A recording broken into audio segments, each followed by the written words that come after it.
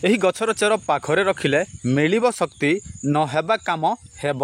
ଏହି ଭିଡ଼ିଓରେ ମୁଁ ଆପଣ ସମସ୍ତଙ୍କୁ ଗୋଟିଏ ଚମତ୍କାରୀ ତନ୍ତ୍ର ପ୍ରୟୋଗ ବିଧି କହିବି, ଯେଉଁ ତନ୍ତ୍ର ପ୍ରୟୋଗ ବିଧି ଆପଣମାନେ ଅତି ସହଜରେ କରିପାରିବେ। ଆଉ ଏହି ଗଛଟି ସମସ୍ତଙ୍କ ବାଡ଼ି ବଗିଚାରେ ନିଶ୍ଚିତ ଭାବରେ ଅଛି, ତେଣୁ ଆପଣମାନଙ୍କୁ ଏହି ଗଛ ଖୋଜିବାକୁ କିଛି ବି କଷ୍ଟ ହେବ ନାହିଁ। ତେଣୁ ଆପଣମାନେ ଏହାକୁ ଅତି ସହଜରେ ପ୍ରୟୋଗ କରିପାରିବେ। କିନ୍ତୁ ଦେଖନ୍ତୁ, ଆପଣଙ୍କ ମୋବାଇଲ ସ୍କ୍ରିନରେ ଯେଉଁ ସବୁ ଥମ୍ବନେଲ୍ ଦେଖାଯାଉଛି, ଆପଣମାନେ ଯଦି ଏହି ଭିଡ଼ିଓ ଦେଖି ନାହାନ୍ତି ତାହେଲେ ଆପଣମାନେ ନିହାତି ଭାବରେ ଏହି ସବୁ ଭିଡ଼ିଓ ଦେଖି ନିଅନ୍ତୁ। କାହିଁକିନା ଆପଣମାନେ କିଛି ଶିଖିବା ପାଇଁ ଆସିଛନ୍ତି, କିଛି ଜାଣିବା ପାଇଁ ଆସିଛନ୍ତି। ଯଦି ଆପଣମାନେ ଗୋଟିଏ ଭିଡ଼ିଓ ଦେଖିବେ ଆର ଯାକ ଦେଖିବେ ନାହିଁ ତାହେଲେ ଆପଣମାନେ କିଛି ଶିଖିପାରିବେ ନାହିଁ, କିଛି ଜାଣିପାରିବେ ନାହିଁ।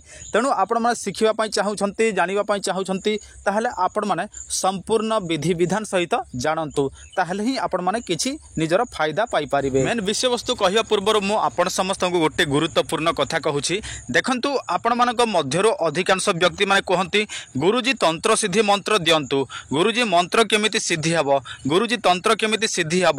ଏହିସବୁ ବିଷୟବସ୍ତୁ ଆପଣମାନଙ୍କ ମଧ୍ୟରୁ ଅଧିକାଂଶ ଲୋକ ପଚାରନ୍ତି। କିନ୍ତୁ ସେମାନେ କ'ଣ କରନ୍ତି, ଗୋଟିଏ ଭିଡ଼ିଓ ହିଁ କେବଳ ମାତ୍ର ଦେଖନ୍ତି, ଆଉ ଅଲଗା ଭିଡ଼ିଓ ଦେଖନ୍ତି ନାହିଁ। ତେଣୁ ସେମାନେ କିଛି ବିଧିବିଧାନ ଜାଣିପାରନ୍ତି ନାହିଁ, କେଉଁଟା ତନ୍ତ୍ର ସିଦ୍ଧି ମନ୍ତ୍ର, କ'ଣ କଲେ ମନ୍ତ୍ର ସିଦ୍ଧି ହୁଏ, ସେସବୁ ଜାଣିପାରନ୍ତି ନାହିଁ।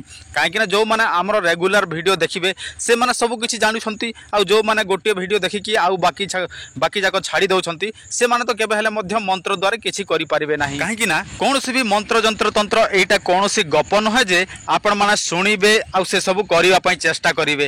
ଏଇଟା ହେଉଛି ଆପଣମାନଙ୍କର ଆଧ୍ୟାତ୍ମିକ ଶକ୍ତି। ଏହାକୁ ଆମକୁ ଜାଗ୍ରତ କରିବାକୁ ପଡ଼ିଥାଏ, ତେବେ ହିଁ ଆମର ମନ୍ତ୍ର ଯନ୍ତ୍ର ତନ୍ତ୍ର କାମ କରିଥାଏ।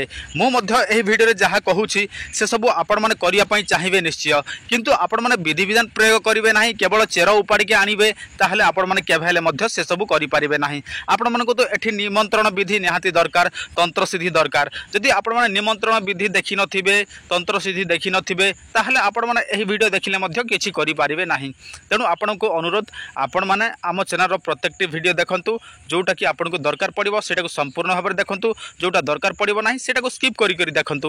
ଏହି ମାତ୍ର ଗୋଟିଏ ତାବିଜ ଆପଣମାନଙ୍କର ଅନେକ ଗୁଡ଼ିଏ କାମରେ ଆସିବ। ବଶୀକରଣ, ମୋହନ, ଆକର୍ଷଣ, କାର୍ଯ୍ୟସିଦ୍ଧି, ବେପାର ବୃଦ୍ଧି, ଶତ୍ରୁ ସମସ୍ୟା, ବିବାହ ସମସ୍ୟା, କୋର୍ଟ କଚେରୀ ସମସ୍ୟା, ଗ୍ରହ ନକ୍ଷତ୍ର ସମସ୍ୟା, ପାଙ୍ଗଡ଼ ନାଶଣ ସମସ୍ୟା, ଚାକିରି ସମସ୍ୟା, ରୋଗ ସମସ୍ୟା, ଭୂତ ପ୍ରେତ ସମସ୍ୟା, ତା ଛଡ଼ା ଆପଣମାନଙ୍କର ଯେକୌଣସି ଅଦୃଶ୍ୟ ସମସ୍ୟା ଥିଲେ ମଧ୍ୟ ଏହି ତାବିଜ ପିନ୍ଧିବା ଦ୍ୱାରା ସେସବୁ ସମସ୍ୟାର ସମାଧାନ ହୋଇଯିବ।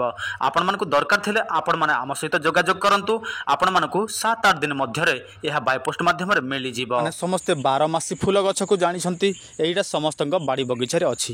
ତ 12 ମାସୀ ଫୁଲ ଗଛର ଚେର ମାଧ୍ୟମରେ ଆପଣମାନେ କରିବେ କ'ଣ?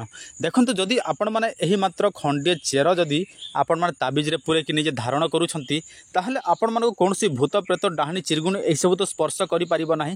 କୌଣସି ବ୍ୟକ୍ତି ଆପଣଙ୍କ ଉପରେ ତନ୍ତ୍ର ମନ୍ତ୍ର ଯନ୍ତ୍ର ବାଣ ସିଂହାର ଏହିସବୁ ମଧ୍ୟ ପ୍ରୟୋଗ କରିବ ତାହେଲେ କରିପାରିବ ନାହିଁ। ଆଉ ଆପଣମାନଙ୍କର ଗ୍ରହ ନକ୍ଷତ୍ର ଏହିସବୁ ମଧ୍ୟ ଶାନ୍ତି ହେବ। କିନ୍ତୁ ଆପଣମାନେ ଏହି ଚେରକୁ ଆଣିବେ କେଉଁ ଦିନ? ଦେଖନ୍ତୁ, ଆପଣମାନେ ଗୋଟେ କାମ କରିବେ, ରୋହିଣୀ ନକ୍ଷତ୍ର ଯଦି ଶନିବାର ଦିନ ରବିବାର ଦିନ ପଡ଼ିଥିବ, ସେହି ଦିନ ବିଧିବିଧାନ ସହିତ ଆପଣମାନେ କ'ଣ କରିବେ, ଏହି 12 ମାସୀ ଫୁଲ ଗଛର ମାତ୍ର ଖଣ୍ଡିଏ ଚେର ଆଣିବେ। ଦେଖନ୍ତୁ, ରୋହିଣୀ ନକ୍ଷତ୍ର ପଡ଼ିଥିବ ଶନିବାର କିମ୍ବା ରବିବାର, ସେହି ଦିନ ଏକା ଆଣିବେ। ତାପରେ ସେଇଟାକୁ ଆପଣମାନେ ପଞ୍ଚାମୃତରେ ଧୋଇବେ, ଆଉ ଆପଣମାନେ ତନ୍ତ୍ର ସିଦ୍ଧି ମନ୍ତ୍ର ପ୍ରୟୋଗ କରିବେ। ଗୋଟିଏ ତମ୍ବା ତାବିଜରେ ପୁରେଇକି ଆପଣମାନେ ନିଜର ବାହୁରେ କିମ୍ବା ବେକରେ ଧାରଣ କରିବେ।